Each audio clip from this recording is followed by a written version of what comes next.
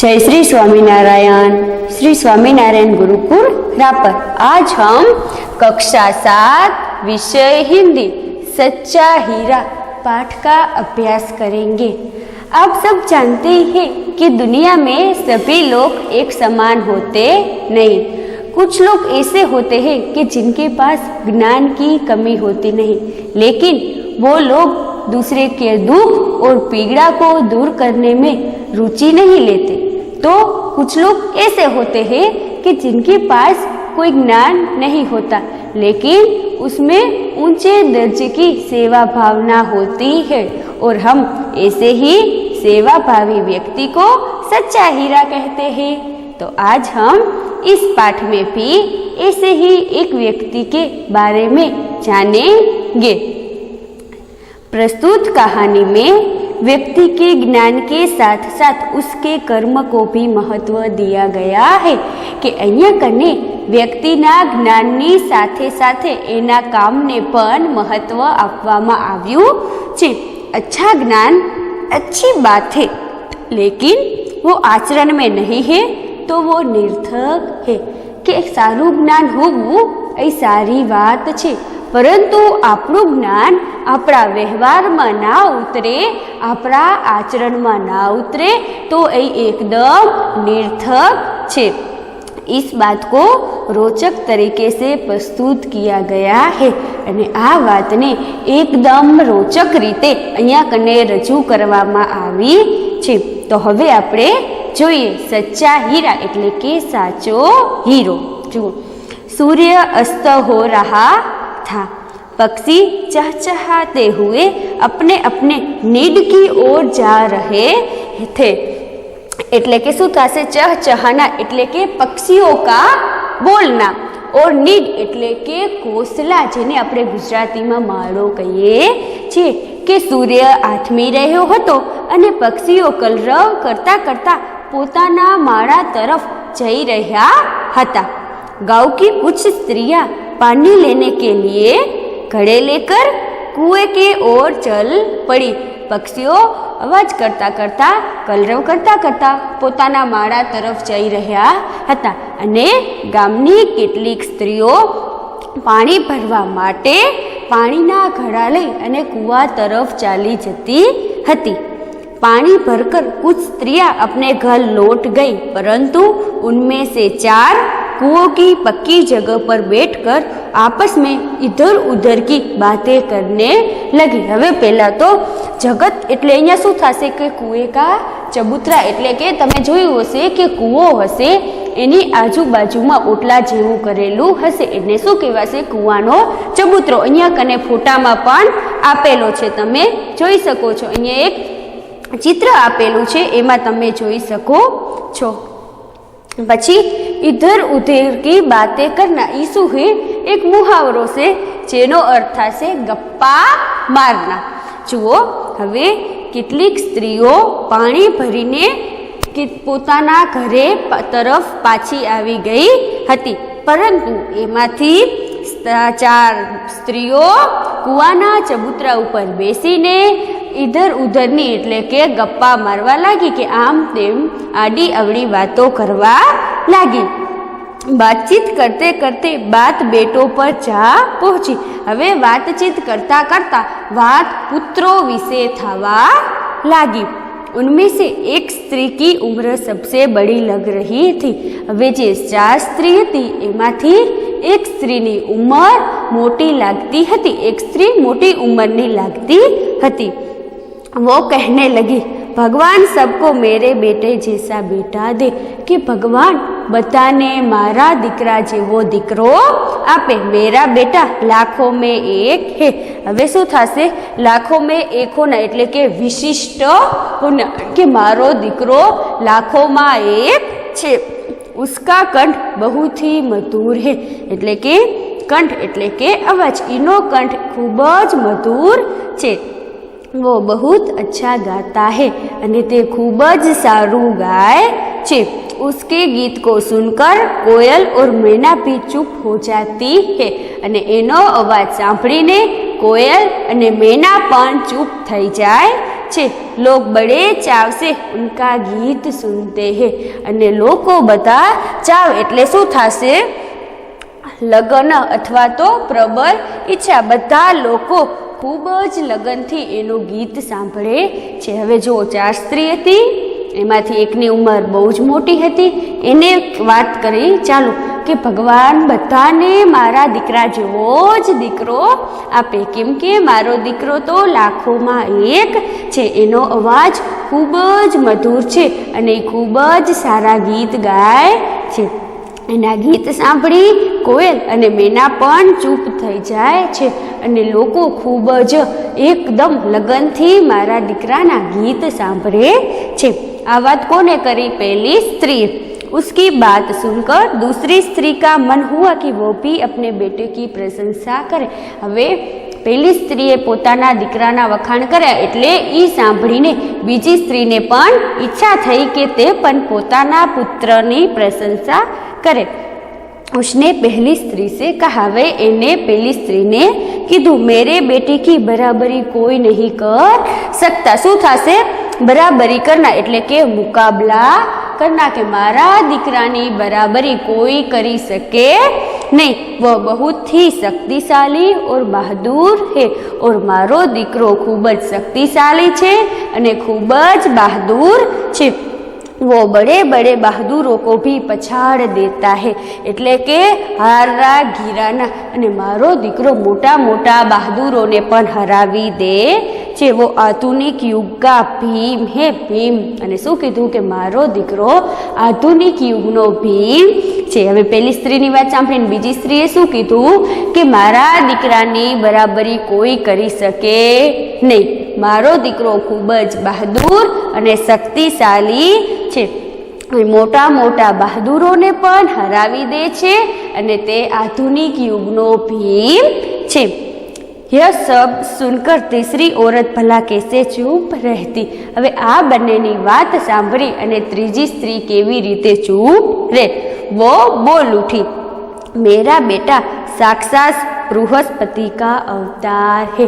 હવે શું કીધું કે મારો દીકરો સાક્ષાત એટલે કે પ્રત્યક્ષ અને બૃહસ્પતિ એટલે કે દેવો કે ગુરુ, એટલે કે દેવો હોય એમને જ્ઞાન આપનાર દેવોના ગુરુ, કે મારો દીકરો साक्षात बृहस्पतिनो अवतार છે। वो जो कुछ पढ़ता है एकदम याद कर लेता है અને મારો દીકરો જે વાંચે છે એ એકદમ યાદ કરી લે છે। ऐसा लगता है मानो उसके कंठ में सरस्वती का निवास हो। सरस्वती એટલે કે વિદ્યાની દેવી અને નિવાસ એટલે કે રહેવું, અને એવું લાગે કે એના કંઠમાં જાણે સરસ્વતી માતાનો નિવાસ હોય। શું કીધું ત્રીજી સ્ત્રીએ કે મારો દીકરો જાણે બૃહસ્પતિનો અવતાર છે, એ જે વાંચે છે એ એકદમ યાદ રહી જાય છે અને એવું લાગે છે કે જાણે કે એના કંઠમાં સરસ્વતીમાં બિરાજમાન હોય। હવે જોયું તમે, ત્રણેય સ્ત્રીઓએ પોતાના વારાફરતી પોતાના પુત્રોની પ્રશંસા કરી। પહેલી સ્ત્રીએ શું કીધું? મારો દીકરો બહુ સારું ગાય છે। પછી બીજી સ્ત્રીએ શું કીધું કે મારો દીકરો ખૂબ જ બલવાન છે અને ત્રીજી સ્ત્રીએ શું કીધું કે મારો દીકરો તો બૃહસ્પતિનો અવતાર છે, તે જે વાંચે એ બધું યાદ રહી જાય છે। तीनों औरतों की बात सुनकर चौथी स्त्री चुपचाप बैठी रही। અને આ ત્રણેય સ્ત્રીઓની વાત સાંભળીને ચોથી સ્ત્રી એકદમ ચૂપચાપ બેઠી રહી। उसने अपने बेटे के बारे में कुछ न कहा અને એને પોતાના પુત્ર વિશે કાંઈ જ કીધું नहीं। पहली स्त्री ने उसे टोकते हुए कहा, क्यों बहन तुम क्यों चुप हो? टोकવું એટલે કે શું થશે? પૂછતાછ કરના અથવા તો રોકના।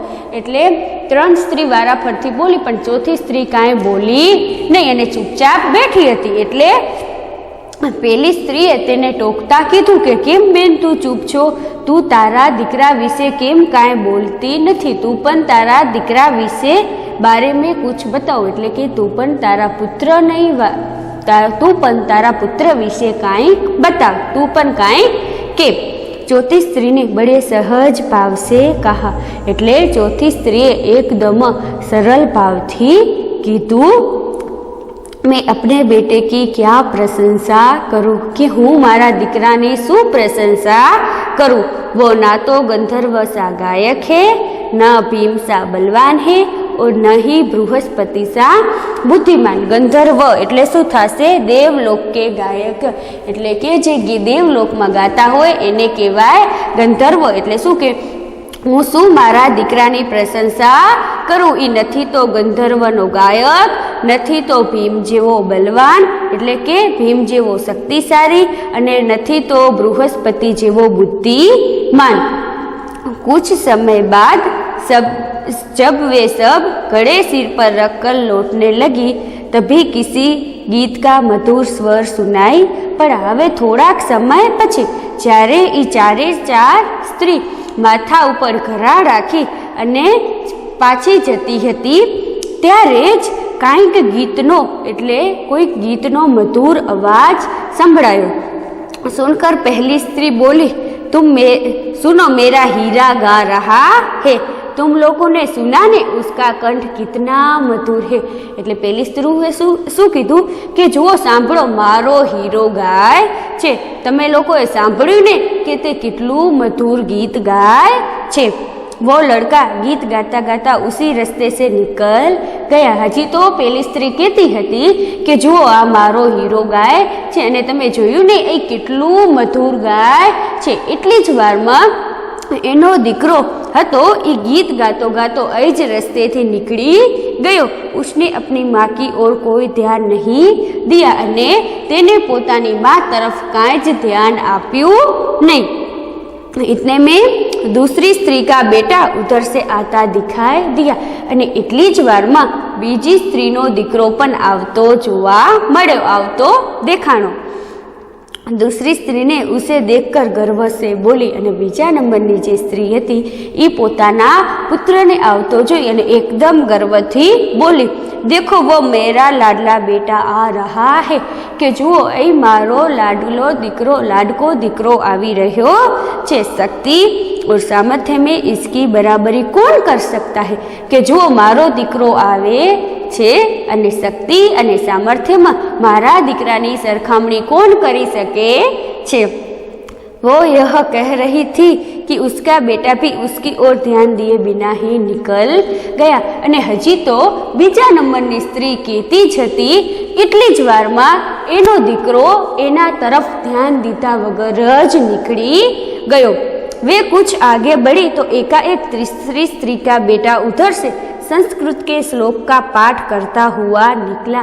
અને હજી થોડીક આગળ ગયું એટલી જ વારમાં तीसरी એટલે કે ત્રીજા નંબરની સ્ત્રીનો દીકરો સંસ્કૃતના શ્લોક બોલતો બોલતો ત્યાંથી નીકળ્યો દેખાણો। એટલે શું, પેલી સ્ત્રીનો છોકરો આવ્યો, એ ગીત ગાતો ગાતો આવ્યો, પછી બીજા નંબરની સ્ત્રી હતો એનો પણ પુત્ર આવ્યો, અને હવે ત્રીજા નંબરની જે સ્ત્રી હતી એનો દીકરો સંસ્કૃત કે શ્લોક કા પાઠ કરતા હુઆ નીકળ્યા। અને થોડીક આગળ ગયું એટલી જ વારમાં ત્રીજા નંબરની સ્ત્રીનો દીકરો संस्कृतना श्लोकनु पाठ करतो करतो निकलो। उसके उच्चारण से ऐसा लग रहा था कि मानो उसके कंठ में साक्षात सरस्वती विराजमान हो। विराजमान एटले के રહેવું એટલે શું કીધું, અને એ સંસ્કૃતનો પાઠ બોલતો હતો એમાં એના ઉચ્ચારણ ઉપરથી એવું લાગતું હતું કે જાણે એના કંઠમાં સાચે સરસ્વતીમાં વિરાજमान હોય। तीसरी स्त्री ने गदगद स्वर में कहा।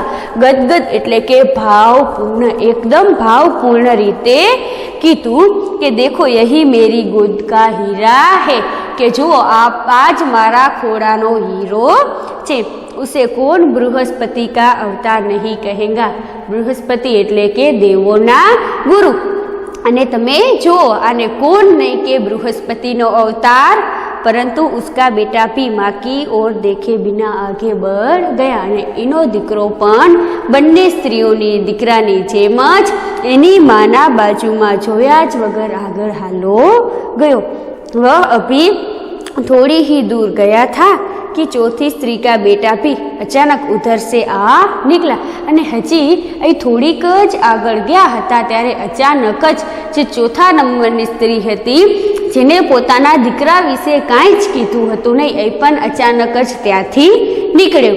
वह देखने में बहुत ही सीधा सादा और सरल प्रकृति का लग रहा था અને જોવાથી જ એકદમ સીધો સાદો અને એકદમ સરળ પ્રકૃતિનો लगतो હતો। उसे देखकर चौथी स्त्री ने कहा, बेन यही मेरा लाल है। શું થશે? લાલ એટલે પ્યારા બેટા, એટલે એને શું કીધું કે આજ મારો લાલ છે, આજ મારો પ્યારો દીકરો છે। શું હતું? ચોથા નંબરની સ્ત્રીનો દીકરો હવે આવ્યો। चौथी स्त्री ने उसके बारे में बता ही रही थी कि उसका बेटा पास आ पहुंचा અને હજી તો ચોથા નંબરની સ્ત્રી એના વિશે કહેતી હતી ત્યાં જ તેનો દીકરો તેની પાસે આવી ગયો। अपनी माँ को देखकर वो रुक गया और बोला, माँ लाओ मैं तुम्हारा घड़ा पहुँचा दूँ। અને જેવી એને એની માતાને જોઈ એટલે એ તરત જ ઊભો રહી ગયો અને શું કીધું કે માં લાવો હું તમારો ઘડો પહોંચાડી दो। मना करने पर भी उसने अपनी माँ के सिर से पानी से घड़ा उतारा और अपने सिर पर रखा और घर की ओर चल पड़ा। शू कीधुं के माँ लावो हूँ तमारो घड़ो घरे पहोंचाड़ी दूँ। एनी माए ना पाड़ी तेम छतां तेने पोतानी माना माथा उपरथी पाणीनो घड़ो लई लीधो अने पोताए राखी पोताना माथा उपर राखी अने घर बाजू चाली निकळ्यो। तीनों औरतों बड़े ही आश्चर्य छे चौथी स्त्री के बेटे को देखती रही અને ત્રણેય સ્ત્રીઓ ખૂબ જ નવાઈ સાથે ચોથી સ્ત્રીના દીકરાને જોતી रही। एक वृद्ध महिला जो बहुत देर से इन तीनों औरतों के पीछे चली हुई इनकी बातें सुन रही थी पास आकर बोली, देखती क्या हो, यही सच्चा हीरा है। सच्चा हीरा એટલે अच्छा आदमी। હવે આ ત્રણેય સ્ત્રી એકદમ આશ્ચર્યથી ચોથી સ્ત્રીના છોકરાને જોઈ રહી હતી। એટલામાં જ એક વૃદ્ધ મહિલા જે ક્યારથી એમની પાછળ જ આવતી હતી અને એમની વાતો સાંભળતી હતી એને શું કીધું, આ બાજુમાં પાસે આવીને શું કીધું કે જોવો છો શું આજ સાચો હીરો છે। ખબર પડી ને તમને બધાને કે આપણા પાસે જ્ઞાન છે પરંતુ જો આપણે એને વ્યવહારમાં ના ઉતારીએ તો એનું કાંઈ જ મહત્વ હોતું નથી। અહીંયા પહેલી સ્ત્રીનો દીકરો એકદમ ગંધર્વ જેવો ગાયક હતો, બીજી સ્ત્રી હતી એનો દીકરો ભીમનાવાળ બળવાન હતો અને ત્રીજી સ્ત્રીનો દીકરો બૃહસ્પતિ જેવો હતો। પરંતુ એ ત્રણેયમાં આટલા ગુણ હોવા છતાં એને પોતાની માતાને જ્યારે જોઈ ત્યારે તેની સામે જોયા વગર જ ચાલો જાય છે। અને ચોથા નંબરની જે સ્ત્રીનો દીકરો હોય છે એનામાં કાંઈ એવા વિશેષ ગુણ હોતા નથી પરંતુ જેવો તે પોતાની માતાને જોવે છે એના માથેથી પાણીનો ઘડો લઈ અને પોતાના માથા ઉપર રાખી અને ઘર તરફ ચાલ્યો જાય છે। અને ત્યારે જ વૃદ્ધ મહિલા કહે છે કે જોવો છો શું આજ સાચો હીરો છે। એટલે કે આપણે આપણું જ્ઞાન આપણા વ્યવહારમાં ઉતારવું જોઈએ। અસ્તુ। જય સ્વામિનારાયણ।